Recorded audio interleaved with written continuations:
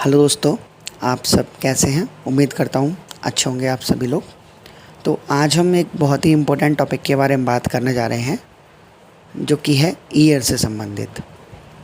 Year को normally हम एक शॉर्ट वीडियो में बात कर रहे हैं तो नॉर्मली 3 पार्ट्स में डिवाइड करते हैं। सबसे बाहर वाले पार्ट को जो बोलते हैं उसे बोलते हैं आउटर ईयर, बीच वाले पार्ट को बोलते हैं मिडिल ईयर और सबसे अंदर वाले पार्ट को बोलते हैं इनर ईयर। अब इन तीनों पार्ट का कोई ऐसे स्ट्रक्चर्स हैं जो इम्पोर्टेंट स्ट्रक्चर्स हैं। तो सबसे पहले बात कर लेते हैं हम आउटर ईयर के। आउटर ईयर में इम्पोर्टेंट जो स्ट्रक्चर है उसे बोलते हैं ईयर पिन्ना, जिसमें हमारे चश्मे का स्टैंड आके रुकता है, वो पूरा क्या होता है, ईयर पिन्ना।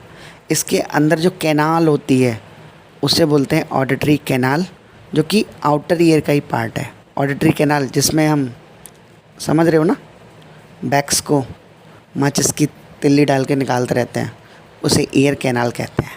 ठीक है, तो ये आपका आउटर ईयर का पार्ट हो गया।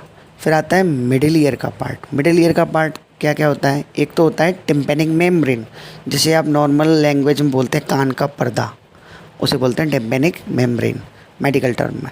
और टिम्पेनिक मेम्ब्रेन के जस्ट पीछे होती हैं तीनों हड्डियाँ, कान में पाए जाने वाली 3 हड्डियाँ, जिनका नाम है रेस्पेक्टली आपका सबसे पहले malleus, incus, stapes. Malleus, incus, stapes. Stapes जो है सबसे छोटी हड्डी होती है जो कान में पाई जाती है। पूरे शरीर में पाई जाने वाली हड्डियों में से सबसे छोटी हड्डी होती है स्टेपीज, है ना। इनर ईयर की बात करते हैं। इनर ईयर में 2 स्ट्रक्चर्स हैं जो सबसे ज़्यादा इम्पोर्टेंस रखती हैं। वो सबसे पहली स्ट्रक्चर है कोक्लिया, दूसरा है वेस्टिब्यूल। वेस्टिब्यूल और कोक्लिया जो है, कोक्लिया जो है हमें सुनने में मदद करती है, क्योंकि ऑडिटरी नर्व जो है कोक्लिया को सप्लाई करती है। और जो ऑडिटरी कॉर्टेक्स होता है ब्रेन के अंदर, वो होता है टेम्पोरल रीजन में। ब्रेन में जो टेम्पोरल रीजन होता है उसमें ऑडिटरी कॉर्टेक्स, और विजुअल कॉर्टेक्स कहाँ होता है, ऑक्सीपिटल रीजन में। ठीक है, इस चीज़ को याद रखें। हाँ, तो इनर ईयर में 2 चीज़ें पाई जाती हैं, कोक्लिया, वेस्टिब्यूल। कोक्लिया जो है हमें सुनने में मदद करता है, वेस्टिब्यूल हमारी बॉडी के बैलेंस को मदद करता है। कई के लिए मदद करता है, बॉडी बैलेंस के लिए मदद करता है। ठीक है, इस तरीके से हम इन सब चीज़ों को पढ़ चुके हैं। अब हम बात करते हैं कान में होने वाली कुछ बीमारियों के बारे में। बीमारियाँ क्या हो सकती हैं कान में, आप अंदाज़ा लगा सकते हैं। मैस्टोडाइटिस, जो मैस्टॉइड बोन पाई जाती है कान में, उसमें इन्फ्लामेशन को बोलते हैं मैस्टोडाइटिस।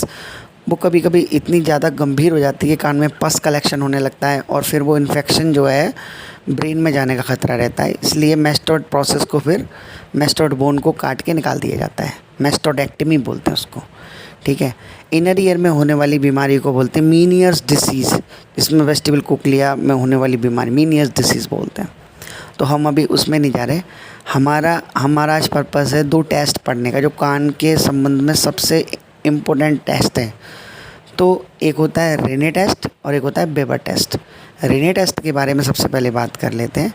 रेने टेस्ट करने के लिए हमें एक ट्यूनिंग फोक की ज़रूरत होती है। ट्यूनिंग फोक का मतलब क्या है, ये आपको जो दिखाई दे रही है ना, इसे ट्यूनिंग फोक बोलते हैं। इसको ये टंग करने पर, हाथ में मारने पर एकदम से इसमें वाइब्रेशंस होते हैं। अब जब वाइब्रेशंस हम इसको कान के सामने रखते हैं ना, किसी नॉर्मल व्यक्ति के जिसके कान में कोई प्रॉब्लम नहीं है, उसके कान के सामने रखेंगे तो आवाज़ तेज़ आएगी। और उसके कान के जस्ट पीछे जो मैस्टॉइड प्रोसेस है, मैस्टॉइड बोन का, वहाँ रखेंगे तो आवाज़ धीमी जाएगी, है ना, आवाज़ धीमी जाए नॉर्मल व्यक्ति के। लेकिन अगर किसी को कंडक्टिंग हियरिंग लॉस, मतलब कंडक्शन मतलब अभी मैंने बताया था, ऑडिटरी कैनाल जो होती है वहाँ पर कोई अगर दिक्कत हो रही है, वहाँ वैक्स जम गई है, वहाँ कुछ ऑब्स्ट्रक्शंस आ गए हैं, तो उसे बोलते हैं conduction hearing loss, conductive hearing loss. अगर उसे कंडक्टिंग हियरिंग लॉस है तो क्या होगा, वो ट्यूनिंग फोर्क सामने रखने पर आवाज़ नहीं जाएगी, क्योंकि बीच में रुका हुआ है। लेकिन बोन के पीछे रखेंगे तो आवाज़ उसे क्लियर आएगी। तो आप क्या समझ जाएंगे, उसे क्या है, कंडक्टिव हियरिंग लॉस है। क्लियर। अब दूसरे तरीके का लॉस होता है sensory hearing loss, sensory neuro hearing loss. अब सेंसरी हियरिंग लॉस क्या होता है कि अभी मैंने आपको बताया कोक्लिया में, अगर उसके कोक्लिया में मिडिल इनर ईयर में कोई दिक्कत है, इनर ईयर में दिक्कत है तो उसे क्या बोलेंगे, sensory neural hearing loss, SNHL। अब क्या करते हैं, अब इस वाले टेस्ट से, रेने टेस्ट से हम नहीं पहचान सकते कि उसको सेंसरी, क्योंकि सेंसरी कहाँ से पता चलेगा, इनर ईयर से। तो अब आप उसके लिए क्या करेंगे, तो सेंसरी न्यूरल हियरिंग लॉस के लिए हम क्या करते हैं, दूसरा टेस्ट करते हैं। उसमें कौन सा टेस्ट करते हैं, उस टेस्ट का नाम होता है आपका बेवर टेस्ट। बेवर टेस्ट कैसे करते हैं, बेवर टेस्ट में हम उसी ट्यूनिंग फोक का यूज़ करते हैं और बीचों बीच में, आपके सर के बीचों बीच में उस ट्यूनिंग फोक को लगाते हैं।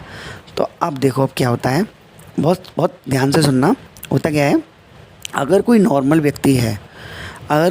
व्यक्ति है तो उसको जो है साउंड दोनों कानों में बराबर सुनाई देगा। लेकिन अगर कोई कंडक्टिंग हियरिंग लॉस का है, तो उसको जिस कान में प्रॉब्लम है उसमें अच्छा सुनाई देगा, उसमें ज़्यादा सुनाई देगा कंडक्टिंग हियरिंग लॉस में। लेकिन सेंसरी न्यूरल हियरिंग लॉस में क्या होगा कि जो कान अच्छा है, जो कान हेल्दी है, उसमें उसे अच्छा सुनाई देगा, उसमें उसे ज़्यादा सुनाई देगा। ये दो टेस्ट हैं, बेवर टेस्ट और रेने टेस्ट। अब आप थोड़ा सा वीडियो को बार बार, मैंने जो बोला है उसको थोड़ा सा बार बार आप रिपीट करके सुनेंगे तब आपको समझ में आ जाएगा। ओके, वीडियो बड़ी हो रही है तो बाय बाय, टेक केयर।